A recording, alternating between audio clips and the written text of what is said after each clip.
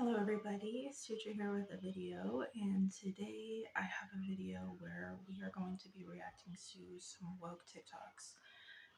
I just want everybody to know I have nothing against anybody who is lesbian, gay, bi, trans, whatever. I have nothing against it. I'm bisexual myself, so I understand to some degree. Um, However, everything said in this video is my opinion.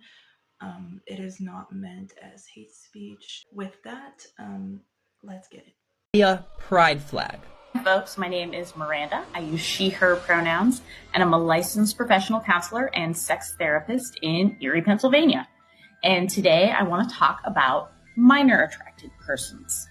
And I want to talk about minor attracted persons because they are probably the most vilified population of folks in our culture. And most folks are making incorrect assumptions about them without actually knowing much about them. I just want to pause right there because her saying that they're a vilified population is an understatement. There's a reason why they're vilified. It's because they're attracted to kids.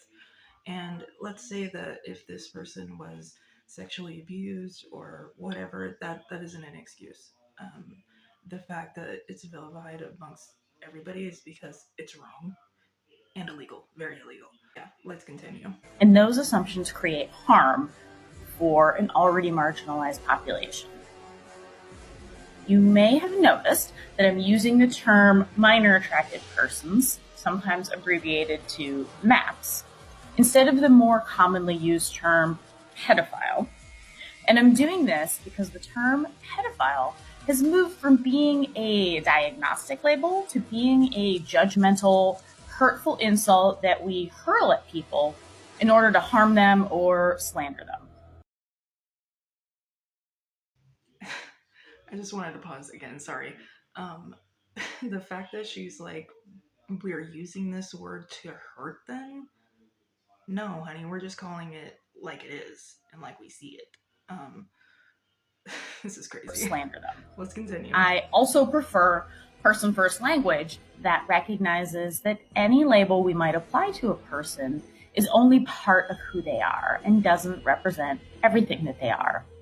We are all people first with many different facets or parts of ourselves, and this includes folks who are attracted to minors. So to start with, let's talk about what a minor attracted person is or who they are.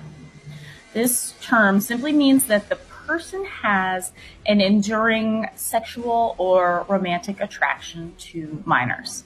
They've not chosen this attraction, just as the rest of us have not chosen whatever our attraction is. You don't get to choose to be heterosexual or to be gay or whatever you are. And you don't get to choose to be a minor attracted person. Some minor attracted persons are attracted to a specific age range of minors, while some are not. And some minor attracted persons are exclusively attracted to minors and are not attracted to adults at all. Some minor attracted persons are also attracted to adults. So this right here is the pedo flag. The technical term of this flag is MAP, which stands for minor attracted persons. Now, the fact that this flag even exists is disgusting in itself, but once I actually look at this flag and look at the colors, it disgusts me even more. So here's a breakdown of what the colors mean on the flag. The top two stripes are blue to represent attraction to young boys. The bottom two stripes are pink to represent attraction to young girls. The inner yellow stripes are to represent childhood and general attraction to minors regardless of their gender. And the middle stripe is white to represent innocence and unwillingness to offend. How disgusting. Okay, I'm gonna end the video there. That's pretty much the gist of it. The fact that there's a flag to represent these people and like in their community, which I'm sure they exist probably on places like Reddit or forums where it's gross. Not only that, but just the fact that this is something to identify themselves is even more scary because now they can congregate amongst each other, probably exchange, you know what I'm saying? gross material amongst themselves. I feel like they're hiding behind this facade of, oh, well, but we wouldn't offend, so I don't buy it. Top 5 worst things about woke people. Number 5, while trying to be inclusive, they wind up exclusive. Case in point, the new Disney movie Snow White and the Seven Diversities, okay? Instead of casting 7 little people who need the work as actors and are a marginalized community, they try to be politically correct and cast a bunch of random fuckheads as the dwarves. Like, come on! Number 4, I'm giving to they are privileged, okay? Why are all the woke people white privileged people? I mean, come on. It's not enough they have all the money and the power. They need the moral high ground, too. They need to put everybody in their place about being woke. Number 3, I'm giving to they have no sense of humor, okay? Everything sets them off. Everything is violence. Everything is, oh my God, it's too sensitive. Like, have a laugh. I just wanted to pause there because that is so true. Comedians have actually speaked out against this, and they're saying, the climate for writing jokes and everything is tiptoe around certain jokes, especially if they're in a place like LA or somewhere where or San Francisco, somewhere where, the majority of the people are very much Democrat. Heads. Number 2, I'm giving to they spread constant misinformation. Constantly. Everything they read, they just share and think it's some sort of thing that they need to be on a hill about. I'm going to pause the video there. That is so true. A YouTuber named James Gligg, and he goes on college campuses, and these are supposed to be educated adults who are being educated and should have a higher education than a normal person. And yet these people, he'll challenge them and ask them particular questions about their ideologies, and they'll have no facts to back it. They'll rely on places like Google or Wikipedia or especially TikTok, and take it as face value. It's really bad. And when you actually challenge these people on their ideas, they either don't have time for it or they just simply don't want to hear it. Like, case in point, Israel right now. They don't defend Israel. They defend the people who went in there and brutalized them. Like, are you out of your fucking minds? If you like this list and want more lists about other nonsense, follow me. Leave me a comment with the thing that pisses you off the most about woke people. Also follow my Instagram and my girlfriend Samantha, who's tagged. Finally, number 1, they just fucking suck. They just fucking suck. That was funny. Let's just set the record. Gay. Non-binary people are transgender. We are literally in the flag. That white stripe, that's us, baby. It is really frustrating to hear people try to exclude non-binary people from the transgender community simply because we don't fit into the binary. Well, that's kind of the point. And please stop trying to identify us based on binary terms that you already understand. I'm just going to pause it right there. I'm going to say straight up, I have any familiarity with the trans community. I do watch conservative trans people like Blair White and Marcus Dib, who is Offensive Tranny, I think is what his YouTube channel is. And I actually respect their opinions because they are on that side of the fence and they actually have common sense. I want to say honestly, neither of them actually can relate to non-binary people, and I totally agree with that stance because if you're non-binary and you identify as trans, what are you transitioning to? Let's continue. You might need to expand your thinking when it comes to non-binary people. We're not going to fit into categories that this colonial society has taught you. No matter what people were assigned at birth, no matter how they identify us now, people can dress however they want, they can identify however they want. The only requirement to be trans is to identify differently than what you were assigned at birth. That's it. That's it. No required transition, no required... What? I'm going to pause it there because she's saying transition isn't required? What? Doesn't even make sense. Anybody who is actually transgender or transsexual, whatever they identify as, they have to take medication, you know, whatever. So the fact that they're just saying like, well, I'm trans, but I'm not actually going to put in the work, sounds silly to me. Presentation, no required pronouns or binary-ness. That's your reminder for the day. Non-binary people are here to stay. You do you, baby girl. Students on this campus who actively feel victimized by your presence here today. Additionally, you just pointed out that this man detransitioned, but earlier in your speech, Guys, I want to hear her. Go ahead. What do I have to say? Just the question, please. No speech. What is the question? what do you have to say to the trans students on this campus who feel actively victimized by your presence here? Life's tough. Get a helmet, man. I'm too pregnant for this. Next question. I love Candace. She is so to the point, states facts. She doesn't F around, you know, she tells it like it is.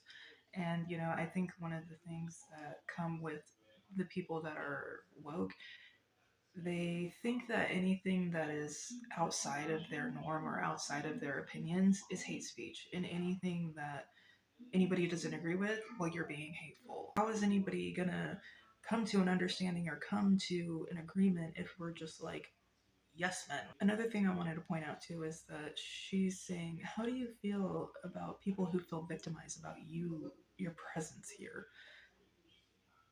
You don't have to be around her. I thought college was a place where people are supposed to have, you know, an open mind, someone who remains teachable and is able to, you know, listen to other people's side of the fence and not be, you know, discriminated against. You know, the thing, like the last video we just watched where he's saying that, you know, these people claim that they're inclusive, but really when it comes down to their ideology, they're exclusive, because anybody who says anything outside of what they deem to be acceptable is wrong. And I think if you really want a true inclusive society, then speech that is contradictory to your own should be welcome. That's just my take on it. All have gender identities. You identify as a man, and I fully respect you. Well, no, hang on. I don't identify as a man. I was born a biological male. Once you start saying there are hundreds of genders and you can identify as anything you want, you're going to end up with kids at school going, I'm a horse. And you've got to treat me like a horse. Here's you're confusing two things. No, I'm not. Sex and gender. Biological sex is one thing. Gender is something different. Gender identity is how you see yourself. And do you believe it's limitless? No, I don't believe it's limitless. What's the limit? Well, there is basically male and female and intersex, but there are people who have different gender identities. No, but how many genders are there? There is no fixed number. So what's the limit? I don't see a particular limit. There's no limit. You said there is a limit. Now you admit there's no limit. The BBC has put in education videos there are 100+ genders. Well, I don't agree with that. I don't agree with that. So what is the limit? What's the number? Well, I'm not going to specify a particular number. First he says, yeah, there is a limit. And then he's like, well, why don't you specify that? He's like, well, I actually don't. I don't want to go there. Because if he did, then the left would call him hateful and, you know, every other name in the book. So, as far as the gender and sex conversation, I feel like what people are assigned at birth is ridiculous. You were assigned a gender. No, you were born with XX chromosomes or XY chromosomes. That's it. The people that are intersex, as people always bring up, that is abnormal. It's not a normal thing. And it all ranges. Nobody's the same when it comes to intersex. It's so rare. If you were to take two intersex people, their symptoms are going to be completely different. So to include something that is a disorder or an anomaly, like really, not to invalidate those people. Those are very real people. I met a girl on Xbox Live and she told me that she had that disorder. I think it's like ovotesticular, it's something like that. And she actually said, this was probably back like in 2017, she said in her community back then that the trans community didn't accept her. I don't know if she was like being honest, but that's what she said. She said that they didn't accept her and that she low-key felt like they were jealous because, you know, she was practically a hermaphrodite.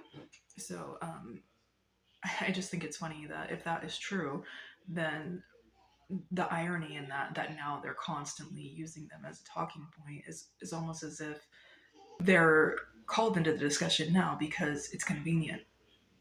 And I think that's messed up. Wanting to take everybody's guns away, I just think. Assault rifles? Yeah, I mean, kids shouldn't, young people, why do you need an assault rifle? You can't hunt with them unless you're going to war. What are you going to do with them? Is she serious? You could hunt with an assault rifle. You know, there are assault rifles that are single shot. She doesn't know her guns. And that's actually scary because someone who is advocating for people to take away our gun rights, they should probably be educated about those guns and what they're capable of. I think that's a huge misconception amongst people who are for gun control and all this. They actually don't educate themselves. Only people that suffer if gun rights were taken away is law-abiding citizens, because criminals are going to do what they do. If people take our guns away, the criminals are still going to break the law. So it really does nothing besides punish those law-abiding citizens. So another thing that I've noticed with these gun control laws is that they almost trick the public into giving up their rights. How do you get someone to give up their rights? You convince them that they need it. You convince them that they want this. And that is exactly what's happening here. I think the 19th Amendment should be banned. Oh, I don't know. I don't know about that. The women's right to vote. No. The what? The women's right to vote. You think it should be banned? Yeah. Who are you with? Well, I mean, you didn't know what amendment it was. So. No, I don't. I don't know exactly. I thought it should be banned. Yeah, no, I don't know which amendment it is, but I do know about guns. Save the guns, but ban the 19th Amendment. Crazy. All right, everyone, that is the video. That is what we got for you today. Hopefully you enjoyed it. Please stay tuned, and thanks for watching.